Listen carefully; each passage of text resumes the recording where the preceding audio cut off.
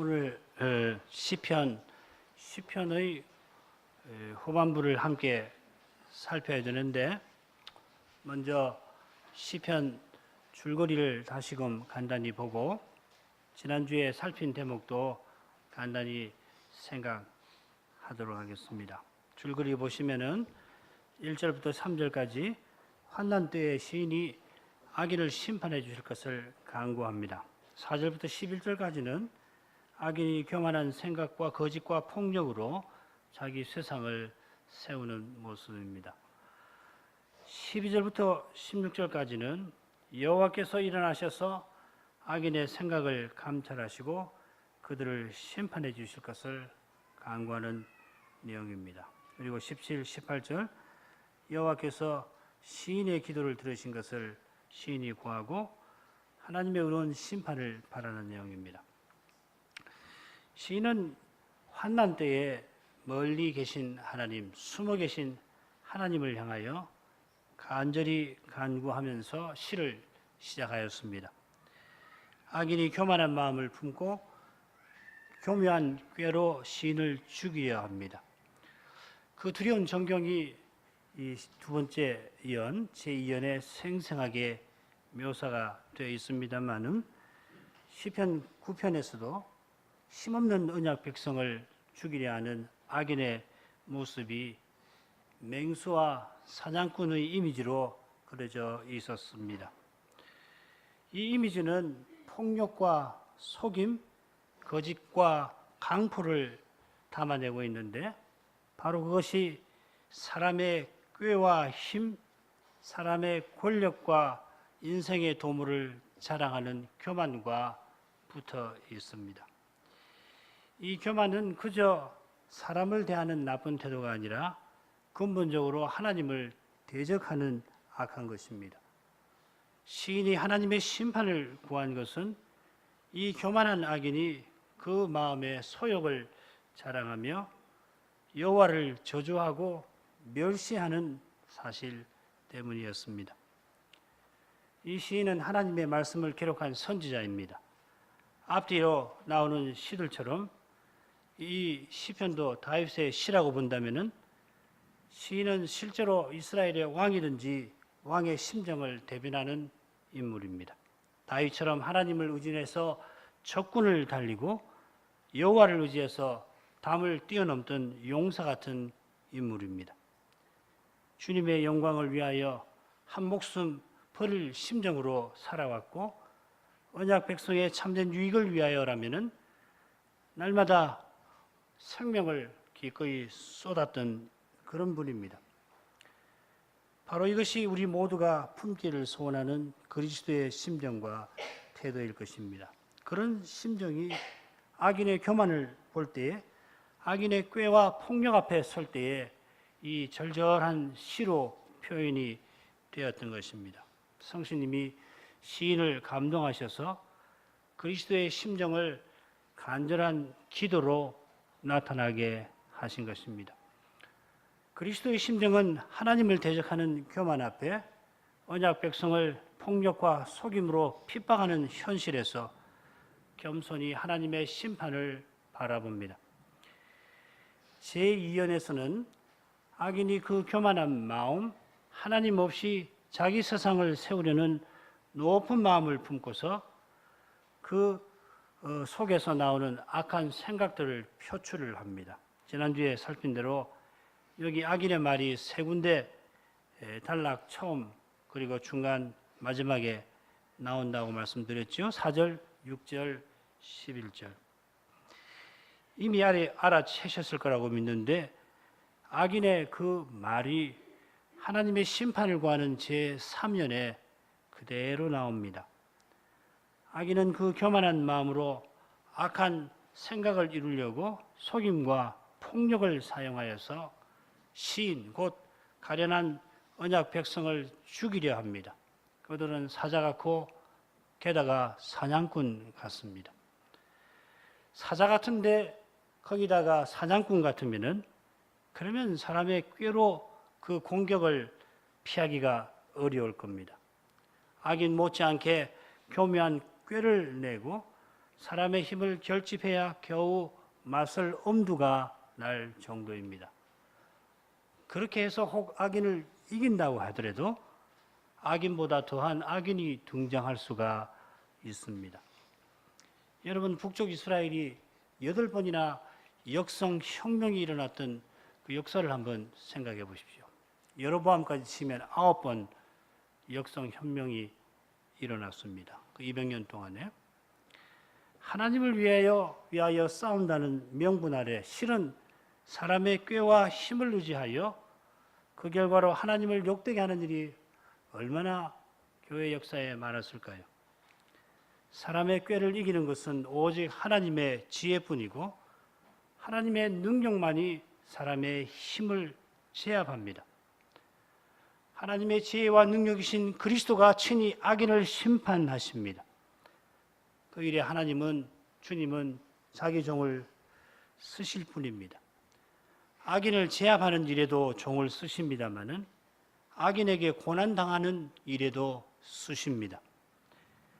시편 제1권이 거의 전부 1, 2편을 빼고는 전부 다윗의 시라는 제목이 붙어 있습니다마는 혹시 시간이 있으시면 오늘 밤이라도 댁에 돌아가셔서 다윗과 요압의 관계를 사무엘 하에서든지 역대기 상에서 한번 살펴보시기 바랍니다. 역대기 상은 뭐 거의 나오지 않는데 우리가 전에 역대기 상을 공부하면서 두 사람의 관계를 잠시 생각을 했습니다마는 다윗이 군대 장관 요압의 악한 야욕을 알고 있지만은 오히려 요압에게 약점만 잡혀서 자기 치세에는 요압을 제거할 수가 없습니다. 한번 그랬다가 용사 아마사만 이를 읽고 말았습니다. 다윗이 왕이고 백성의 환호를 받았습니다마는 그런 것까지 요압은 철저히 이용하면서 군권을 틀어쥐고 권력을 실질적으로 행사했었고 심지어는 다윗의 약점까지도 쥐고는 자기 마음대로 했었습니다. 다윗이 결국은 솔로몬에게 이 악한 요압을 제거할 일을 맡기고는 세상을 떠났고 솔로몬이 등극할 때 그렇게 정략에 밟던 이 요압이 놀랍게도 아도니아의 모반에 가담을 했다가 마침내 죽고 맙니다. 여호와께서 솔로몬을 통하여 그를 심판하신 것입니다. 시인이 악인처럼 꽤나 힘이 없는 게 아닙니다. 그리스도의 심정을 품으면은 이 세상에서는 십자가로 나아가야 합니다. 세상을 참으로 이기려면 세상처럼 하면 안 됩니다. 세상과 정반대로 해야 합니다. 여기서 신자의 고난이 일어납니다. 내가 왜 저런 무시를 받아야 하는가 하는 마음으로는 고난 못 받습니다. 내가 대체 뭐가 부족해서 이런 대접을 받아야 하는가 그런 심정이 일어나면 이미 자기가 핍박자의 길로 접어든 줄로 생각하시는 게 좋습니다. 내가라고 하는 말이 속에서 일어나면 그리스도는 나올 수 없습니다. 내가 진리를 수호한다는 마음이 조금이라도 있으면 절대로 진리를 쫓아갈 수 없습니다. 겸손해야 진리가 보입니다. 진리가 나를 수호하는 사실을 깨닫습니다. 내 지식도 내 믿음도 참으로 연약하고 허점투성이라는 게 보입니다. 주님이 연약한 나를 붙들고 계심을 깨닫습니다. 내가 주님을 너무도 부분적으로 안다는 사실을 알고 이런 나를 사랑하시는 주님을 붙듭니다. 아니, 주님을 붙드는 내 손을 붙들어 주실 것을 구합니다. 십자가에 달리신 그리스도가 하나님의 지혜와 능력이십니다. 십자가에 달리신 그리스도를 살아내는 거기서 하나님의 지혜와 능력이 나타납니다. 거기서만 하나님은 영광을 받으십니다.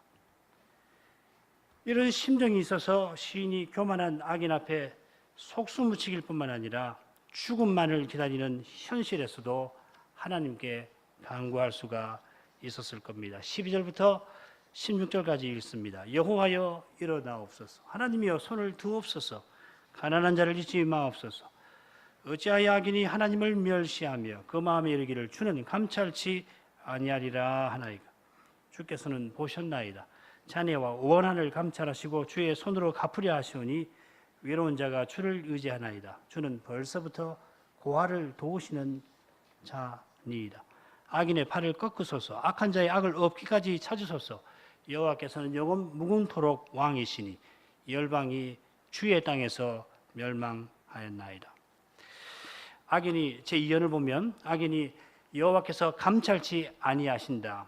찾지 아니하신다. 하나님은 없다. 나는 절대 요동하지 않을 거다. 환난 당하지 않을 것이다. 하나님은 잊어버리셨고 하나님은 얼굴을 가리셨으니 영원히 보지 아니하실 것이라. 4절, 6절, 11절에 이런 과람한 말을 내뱉는데 시인은 가난한 자를 잊지 마옵소서. 주께서는 보셨나이다. 자네와 원한을 감찰하십니다. 합니다. 하나님은 이름뿐인 분이 아니라 영원 무궁토록 왕이십니다.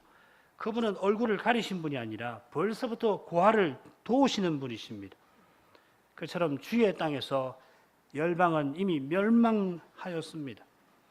악인이 높은 마음에 장담하며 내뱉었던 그 말들이 방금 읽은 말씀에 등장합니다마는 영원한 왕이신 하나님이 고아와 같은 자기 백성, 가난한 백성을 위해서 악인의 높은 마음을 심판하심을 잘 드러내고 있습니다.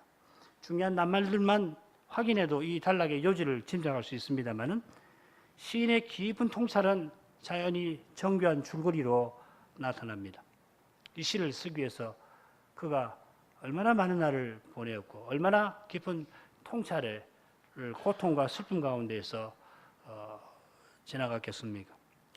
그 통찰은 성신의 영감 아래서 수많은 불면의 밤과 죽음 같은 현실을 통과하여서 지금과 같은 형태의 시로 나타났을 겁니다.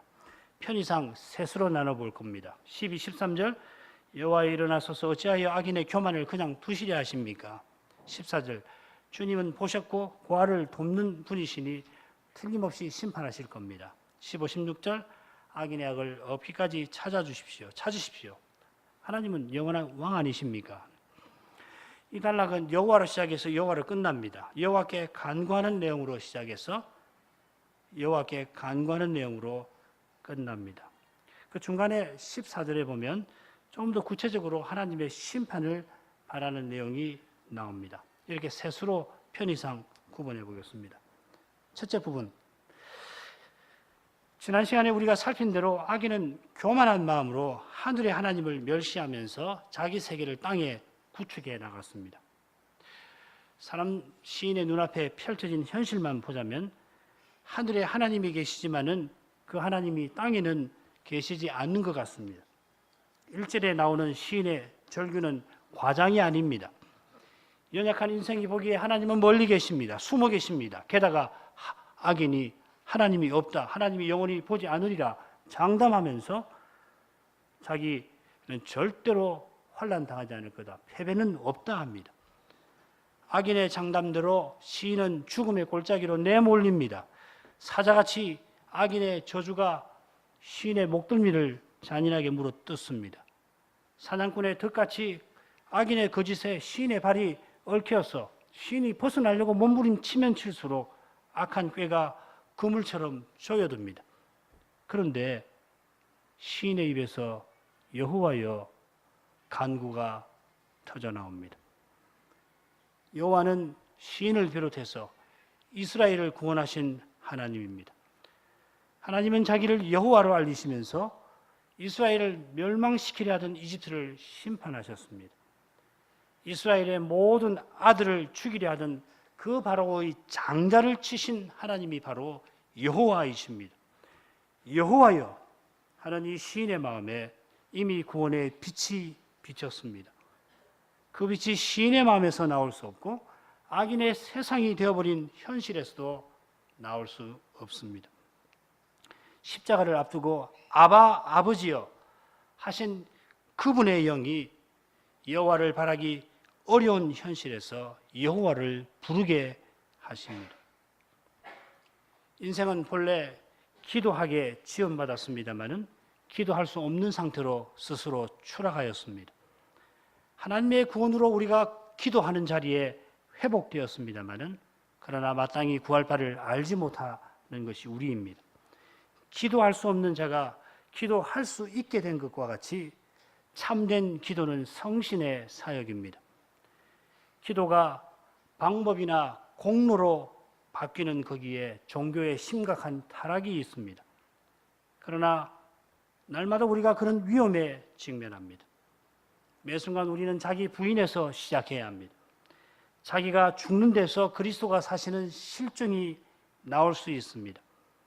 그리스도의 인격과 사랑이 우리가 지원받은 목적입니다.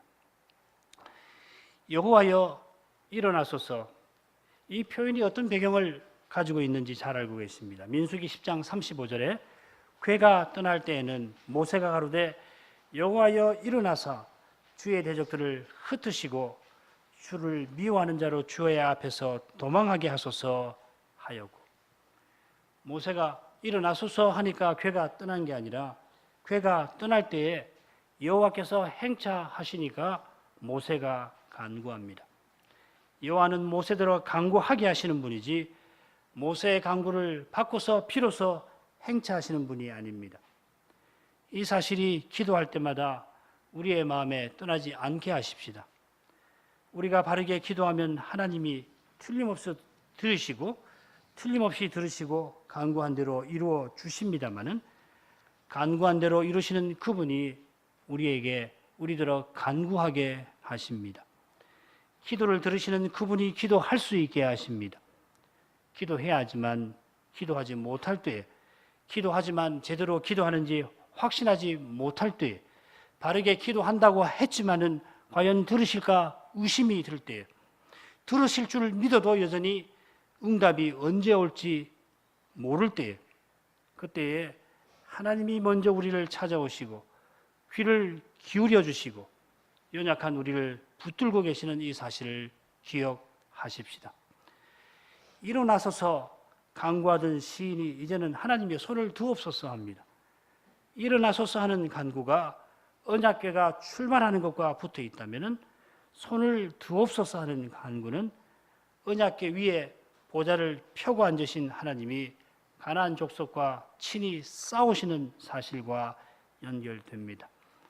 악인이 거칠 것 없이 자기 세상을 세워 나가는데 그 높아지는 그 성을, 악인이 세워나가는 그 성을 무너지게 해달라고 구합니다.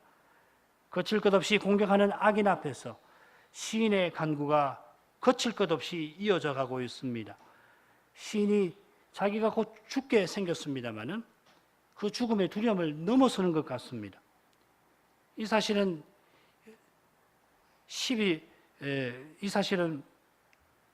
그 다음에 더욱 분명히 드러날 것입니다. 손을 두옵소서, 이 간구는 여호와를 만왕의 왕으로 인정하는 고백에서 나온 것입니다. 시인의 고백은 가난한 자를 잊지 마옵소서 하는 기도로 이어집니다. 이 가난한 자들이라는 표현이 시편 9편의 12, 18절 그리고 시편에는 12절, 17절에 각각 2번 나오는데 4번 거의 비슷하게 가난한 자를 잊지 아니하시는 하나님이 가난한 자들의 기도를 들으시는 일을 언급합니다. 이런 점을 감안하더라도 지금 시인의 간구는 처절하면서 확신으로 점점 나아가는 것 같습니다. 그 확신은 어찌하여 하는 물음에 묻어납니다. 이 어찌하여는 1절의 어찌하여와 다른 느낌을 줍니다. 악인이 멸시하는 그 일은 절대 있을 수 없는 일입니다. 절대 그대로 둘 수 없는 일입니다. 반드시 없어져야 할 일입니다. 1절에서 시인이 탄식하며 어찌하여 했다면 여기서는 어찌하여 하면서 그런 일은 반드시 없어져야 한다, 확신을 표합니다. 그처럼 악인이 교만한 마음으로 주는 감찰치 아니하리라 말하는 그것도 있어서는 안 될 일입니다. 여기 주는 감찰치 아니하리라 하는 표현이 이 표현에서 조금 설명해야 할 부분이 있어서 번역을 바꿉니다. 주님은 찾지 않으실 것입니다. 영어로 you라고 적혀있는데 우리는 뭐 당신이라는 말을 안 쓰니까 이 번역을 주님이라고 했습니다만은 당신은 찾지 않으실 것입니다. 이렇게 할 수 있습니다. 이건 4절과 조금 다르지요. 4절에는 그는 찾지 않으실 것이라 악인이 그렇게 말합니다. 앞에서는 하나님에 관하여 과람하게 말을 악인이 했는데 여기서는 하나님을 향하여 직접 합니다. 한글 개역이나 많은 영어 역본이 비슷하게 번역합니다만은 이 표현은 십계명에 8번 나오는 너는 뭐뭐 하지 말지니라와 똑같은 문장으로 되어 있습니다. 주님, 찾지 마십시오. 악인이 땅에서 자기 세상을 만든 결과로 하늘의 하나님을 향하여 명령합니다. 이런 일은 절대로 있을 수 없습니다. 시인의 확신이 여기 있습니다. 이 세상이 점점 회개해져서 이제 별의별 생각이 다 듭니다마는 분명한 것은 하나님이 친히 세우신 그 법을 친히 붙드실 것이라는 사실입니다. 오늘날 동성애를 지지하는 온갖 주장이 있고 그 주장이 심지어 교회와 신학에도 난무하는 세상입니다. 그런데도 이 세상이 이만큼 유지되는 것은 창조주께서 친히 세우신 그 법을 붙들고 계시는 까닭입니다. 그분의 명령이 살아있는 까닭입니다. 동성애를 지지하는 자들이 무지개를 자기네 상징으로 삼았습니다마는 그 무지개를 보실 때마다 하나님은 노아와 맺은 언약을 기억하셔서 다시는 물로 심판을 하지 않으실 것입니다. 그 언약을 지키시는 하나님이 그리스도의 재림 때까지 인생에게 여전히 명령하십니다. 바로 이 견고한 사실 때문에 교만한 인생이 하나님을 향하여 감히 명령하는 말을 뱉을 수도 있는 거겠죠. 시인은 하나님이 이미 행하신 일 위에서 더욱 확신해 나아갑니다. 14절은 모두 4개의 행으로 볼 수 있는데 첫 행, 주께서는 보셨나이다. 와 마지막 행, 주는 벌써부터 고아를 도우시는 자니이다. 이 첫 행과 마지막 행은 보셨다든지 벌써부터라는 표현에서 짐작할 수 있듯이 하나님이 이미 행하신 일들을 언급하고 중간에 나오는 두 행은 하나님이 행하실 일, 행하시는 일들을 다룹니다. 악인은 하나님은 영원히 보지 아니하시리라 11절에 큰 소리를 쳤습니다마는 하나님은 이미 보셨습니다. 하나님은 눈을 지으신 분이십니다. 눈을 지으신 하나님 앞에 모셔 서 있는 그룹들은 눈이 가득한 영물들이고 그룹들이 모시고 있는 이 하나님은 온 땅을 두루 감찰하시는 분이십니다. 매 순간 하나님의 눈이 만민의 마음을 살피십니다. 우리 입에서 무슨 말이 나오기도 전에 그분은 이미 아십니다. 어둠도 하나님 앞에서는 빛과 다름없이 숨기지 못합니다. 시인은 하나님이 이미 보셨는데 뭘 보셨는지를 이어서 설명합니다. 하나님이 이미 보신 일은 잔해와 원한을 감찰하여서 자기 손으로 갚으려 하시는 일입니다. 번역을 조금 바꿔보겠습니다. 주님은 이미 살피셨습니다. 잔해와 원한을 감찰하여 주님의 손으로 갚으려 하신 그 일을 잔해와 원한을 감찰하여 주님의 손으로 갚으려 하신 그 일을, 이 잔해라는 말이 7절에 나와 있습니다. 악인의 혀 아래 잔해와 죄악이 있습니다. 여기 잔해 또 원한은 악인의 것입니다. 잔해는 재앙을 가리키고 이 원한이라는 말은 분노라고 하는 뜻인데, 이 분노는 악인이 자기 뜻에 맞서는 사람들을 향해서 쏟아내는 것입니다. 악인의 잔해와 원한을 하나님은 틀림없이 보십니다. 그 일을 위하여 세상을 지으셨고 매 순간 그 일을 행하십니다. 게다가 하나님은 그저 물끄러미 내려다보고 계시는 게 아니라 주님의 손으로 갚으려고 보고 계십니다. 이런 주님에게 힘없는 이가 자기를 의탁할 것입니다. 외로운 자라는 표현이 10절에 나왔는데, 외로운 자는 10절에 보면 악인의 폭력에 넘어졌습니다. 외로운 자가 이렇게 힘없는 자입니다. 사람의 힘을 의지하지 아니하니까 힘없는 사람입니다. 사람의 힘을 의지하지 아니하는 이 힘없는 사람이 이제 하나님께 온전히 의탁합니다. 하나님을 의탁하는 사람만이 사람의 힘을 의지하지 아니합니다. 아니할 수 있는 겁니다. 힘없는 사람은 사람의 힘을 자랑하는 세상에서 외로운 사람입니다. 그러나 이 외로운 사람에게 하나님은 영원히 의지할 분이 되어 주십니다. 과연 하나님은 벌써부터 고아를 도우시는 분이셨습니다. 고아는 과부와 더불어 구약시대의 가장 힘없는 사람들입니다. 이스라엘이 본래 그런 힘없는 사람이었습니다. 에스겔을 통해서 베푸신 말씀을 보면 이스라엘은 본래 피덩이 같은 어린아이였습니다. 우리말로 천의 고아였습니다. 그런 천의 고아를 하나님이 거두어서 자기 백성을 삼아주셨습니다. 이 복된 언약을 돌아볼 때에 시인은 하나님이 외로운 자, 힘없는 자의 의지가 되어주실 것을 확신할 수가 있었습니다. 하나님의 언약에서 복된 것은 언약하신 하나님이 거룩한 사랑을 나타내신 데에 있습니다. 오늘 아침에 살핀 대로 시내산에서 언약을 버린 이스라엘을 다시금 언약 안으로 이끄셨습니다.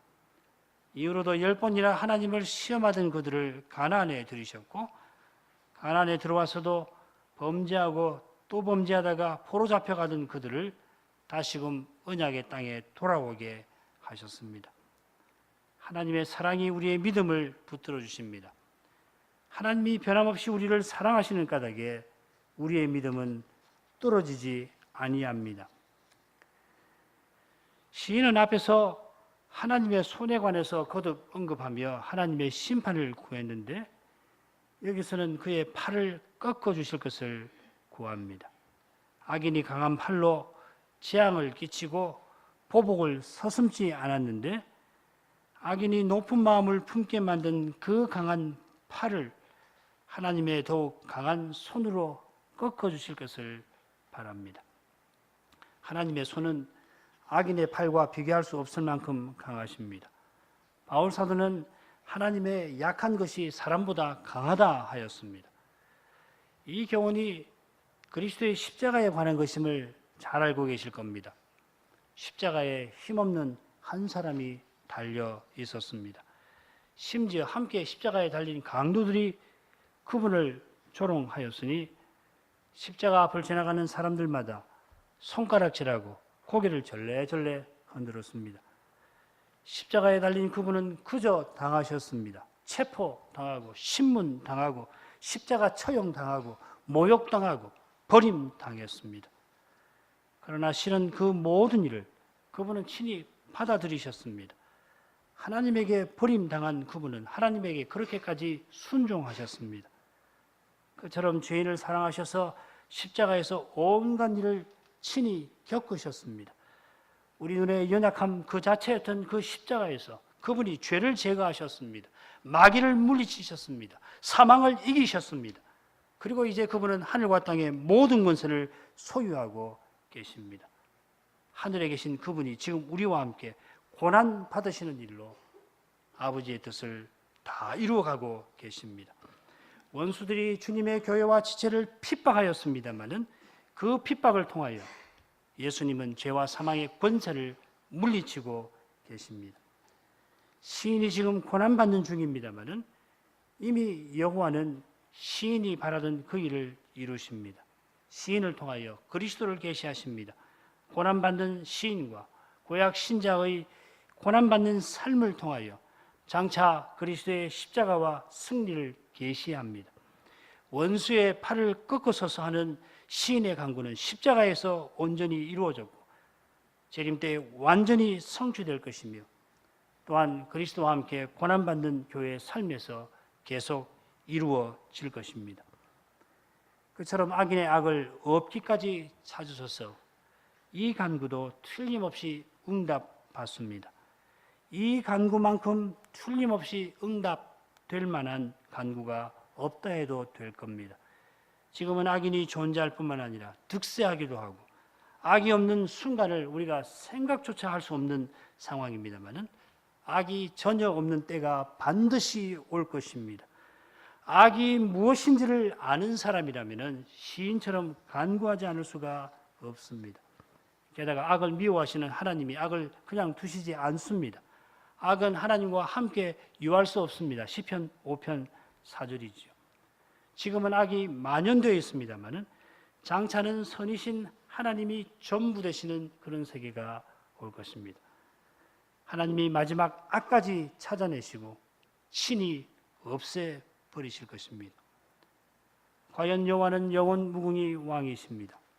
이 분명한 진실 위에서 시인이 악인의 악이 완전히 사라질 그날을 바라보았습니다. 눈앞의 현실은 악인이 왕처럼 굽니다마는 그런 현실조차도 영원하신 왕의 손 안에 있습니다. 우리의 죄가 그분의 손 안에 있는 까닭에 악의 권세가 그분의 다스림 아래 있는 까닭에 지금도 세상이 이렇게 유지되는 겁니다. 역사에 종종 하나님이 계시지 않는 것처럼 생각하게 하는 그런 악한 사건들이 일어나곤 합니다. 그런 악한 사건이 아니더라도 우리의 삶에서 일어나는 어떤 일들이 우리에게 그런 생각이 일어나게 할 수 있습니다. 그러나 그런 생각이 드는 것도 그런 사건이 일어나는 것도 왕이신 하나님이 여전히 다스리시는 까닭입니다. 이 고백 절대로 쉽지 않습니다. 그러나 이보다 더 어려운 일이 그리스도의 십자가에서 일어났습니다. 하나님이 죄 없는 자기 아들을 죄인의 자리에 세워서 우리 죄인이 받아야 할 형벌을 가장 사랑하시는 아들에게 내리셨습니다. 우리의 악을 하나님의 선으로 바꾸려 하심입니다. 이 놀라운 일이 다 이루어지는 날의 마지막 심판이 있을 것입니다. 우리의 악을 하나님의 선으로 바꾸신 그분이 회개치 아니하는 죄인을 영원히 벌하실 것입니다. 그때까지는 죄인을 회개하게 하려고 그분은 악을 참으십니다. 조금도 악과 함께 거하실 수 없는 바로 그분이 우리를 사랑하셔서 그 많은 악을 지금 참고 계십니다. 여기에 하나님의 거룩한 통치가 있습니다. 시인은 저 옛날 신할 평지에서 있었던 일을 기억합니다. 신할에서 열방이 사람의 이름을 내려고 하늘에까지 대를 쌓으려고 하고 거대한 성을 만들어 흩어지지 않고 인간 세상을 땅에 만들려고 했습니다. 땅에 인간의 나라를 세워서 심지어 하늘에까지 높아지려 하였습니다. 그때 하늘에 하나님이 보시고 열방을 심판하여 온 땅에 흩어버리셨습니다. 하늘만 아니라 땅도 하나님의 것입니다. 게다가 땅은 하나님의 발등상으로 하늘 보좌에서 정하신 그 뜻이 이루어지는 무대였습니다. 그 땅은 사람의 것이 아니라 하나님의 것입니다. 신할 평지에서 일어난 일은 하나님의 땅에서 열방이 심판받아 멸망한 것입니다. 바로 그 일이 장차 마지막으로 있게 될 것입니다. 마지막 단락 가겠습니다. 여호와여, 주는 겸손한 자의 소원을 들으셨으니 저희 마음을 예비하시며 귀를 기울여 들으시고 고아와 압박당하는 자를 위하여 심판하사 세상에 속한 자로 다시는 위협지 못하게 하시리이다. 이 시가 시인의 절절한 간구로 시작되는데 응답의 확신으로 끝납니다. 여기 겸손한 자는 12절에 나온 가난한 자들입니다. 똑같은 낱말인데 여기는 겸손한 자라 했습니다. 시편 9편에도 하나님이 가난한 자를 기억하시고 구원해 주시는 내용으로 마쳤는데 여기서도 하나님이 가난한 자의 소원을 들어주시는 내용으로 마칩니다. 여기 이 겸손한 자, 가난한 자의 소원이라는 말이 나오는데 시편 3절에 똑같은 낱말이 소원이라는 말이 나옵니다. 거기는 악인이 그 마음에 소욕을 자랑하며 하나님을 멸시했다 하였습니다. 그 하나님이 그러나 가난한 자의 소원을 들어주셔서 악인을 심판하십니다. 가난한 자의 소원이 무엇이겠습니까? 물론 악인을 심판하셔서 하나님 백성을 자기를 구원해 주시는 것이겠습니다마는 그 일을 통하여 하나님의 이름이 영광을 받으시는 그것입니다. 여기에 가난한 자로서 우리의 소원이 있습니다. 하나님이 영광 받으시는 것이 우리의 기쁨입니다. 이것이 우리의 고백입니다. 우리의 아름다운 신앙 고백서 대요일문답, 소요일문답, 제1문답이 이것입니다. 우리가 즐겨 고백하는 것입니다. 시인은 악인이 자기를 핍박하는 일에서 하나님이 멸시받으시는 그것을 무엇보다 견딜 수 없었습니다. 시인처럼 그리스도의 심정을 품은 사람은 하나님의 영광을 구할 것입니다. 하나님을 위하노라 하면서 그 영광 가리는 일에 언제든지 주의하고 주의할 것입니다. 사도와 같이 자기는 시궁창에 찍기 같은 대접을 기꺼이 받으려는 사람이 하나님의 영광을 구할 수 있습니다. 그러려면 사람의 영광을 구하는 태도를 완전히 버려야 합니다. 자기가 사라져야 합니다. 이런 심정이 주님이 말씀하신 마음이 가난한 상태일 것입니다. 기도를 들으신 하나님은 시인의 마음을 예비합니다. 여기 예비한다는 표현은 강건하게 붙들어 주신다는 뜻입니다. 환난 때에 인생은 들이치는 파도 앞에 요동하는 배와 같습니다. 잔잔한 바다에 갑자기 거친 파도가 일어나듯이 고난이 믿음의 길에 덮치곤 합니다마는 하나님의 영광을 구하는 신자의 마음은 하나님의 손에서 평안을 얻습니다. 하늘의 하나님이 하늘의 평안을 내려주시는 까닭에 요동해야 하는 현실에서도 그 평안이 임한 마음은 흔들리지 않습니다. 자기가 그 평안을 맛보면서도 마냥 신기합니다. 어떻게 이럴 수 있나? 사도가 지각에 넘치는 하나님의 평안이라는 말, 우리의 생각을 초월하는 하나님의 평안이라는 말을 썼는데 과연 그런 평안을 하나님이 내려주십니다. 그처럼 여호와는 계속 우리의 기도에 귀 기울여 들으십니다. 하나님의 영광을 구하는 기도는 결코 외면당하지 아니합니다. 하나님의 뜻을 쫓아 구하는 기도는 이미 들으셨습니다. 그 기도는 성신이 우리들어 구하게 하신 기도입니다. 하나님을 가까이 하는 일을 하나님은 가까이 하십니다. 의인의 기도를 들으시는 하나님은 고아와 압박당하는 자에게 의를 행하시고 세상에 속한 자가 위협하지 못하게 막아주십니다. 믿음으로 살아가는 사람은 악한 세상에서 고아나 압박당하는 자같이 힘없는 자들입니다마는 하나님이 가까이 하셔서 보호하십니다. 그래서 땅에 속한 자가 다시는 폭력을 휘두르지 못하게 하실 것입니다. 여기 땅에 속한 자라는 표현이 흥미롭습니다. 달리 번역하면 땅에 속한 인생입니다. 이 인생이 에노시라는 말, 우리가 시편 공부하면서 몇 번 살폈죠. 이 표현은 너는 흙이니 흙으로 돌아가라 하시는 하나님의 저주를 연상시킵니다. 당장에는 악인이 폭력을 휘두릅니다마는 그러나 그들은 결국 흙으로 돌아갈 연약한 인생에 불과합니다. 그는 하나님의 발등상인 땅에 속한 자입니다. 아무리 꾀를 부린다 하더라도 사람의 꾀는 하나님의 통치를 절대로 벗어날 수 없습니다. 오늘 여기까지 하겠습니다.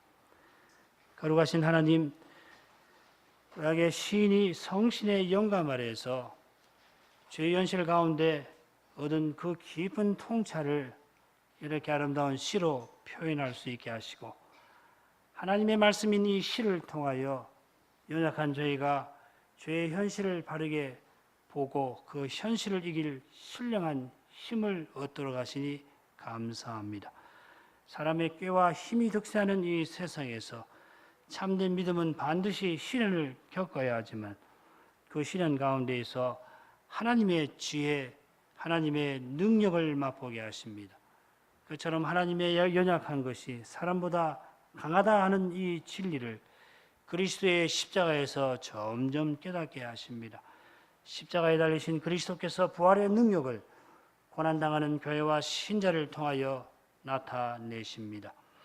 그 능력을 맛본 사람마다 구약의 시인처럼 슬퍼할 수가 있겠습니다. 영원히 슬퍼하지 아니할 그날을 바라보며 기꺼이 울 수가 있겠습니다.